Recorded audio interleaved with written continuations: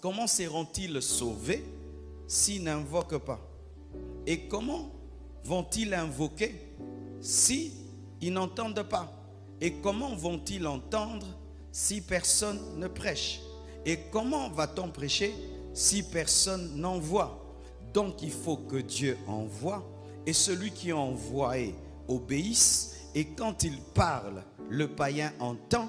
Quand le païen entend, il comprend. Quand il comprend, il a la foi. Quand il a la foi, il invoque. Quand il invoque, il est sauvé. Donc, si moi, je ne fais pas ma part, le païen ne sera pas sauvé. Mes frères, mes frères, mes frères, mes frères. Quand tu rencontres un véritable médecin qui est consciencieux, qui sait qu'en ouvrant ton ventre, il peut te tuer ou te donner la vie, tu vois ce médecin prendre le temps de laver ses mains, de laver tout, de désinfecter. Et il est concentré. Il met même des choses au niveau de sa tête pour que même ses cheveux ne tombent pas dans ton ventre. Il se met un plastique parce qu'il sait que même sa transpiration ne doit pas tomber dans ton ventre. Il est conscient qu'il peut te tuer ou il peut te donner la vie. Mais une vie terrestre, une mort physique. Mais par rapport à la vie terrestre, la mort physique, tu vois le sérieux qu'on fait. Une chambre désinfectée, des lumières. Pourquoi? Pour qu'il n'y ait pas de microbes. Mais ceux qui peuvent permettre aux hommes d'aller au ciel sont négligents. Négligents. Savez-vous, mes frères, que nos bouches peuvent tuer et nos bouches peuvent amener au ciel? Mais nous ne les ouvrons pas. Nous n'ouvrons pas les bouches pour annoncer le salut. Nous parlons de politique, nous parlons de football, nous parlons du président, nous parlons de tout, mais sauf de ce qui peut sauver les hommes. Nous sommes en train de condamner nos contemporains en refusant de leur parler de Jésus. En refusant de parler de Jésus à l'école. En refusant de parler de Jésus au travail. En refusant de parler de Jésus aux membres de ta famille.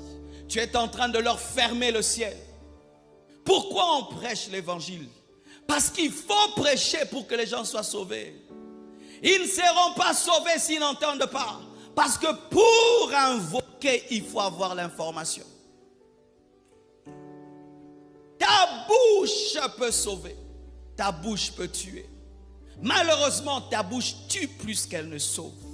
Tu décourages les gens. Tu insultes les gens. Tu parles mal aux gens. Ta bouche n'apporte que des blessures. Alors que tu connais l'évangile. Alors que tu as rencontré Jésus.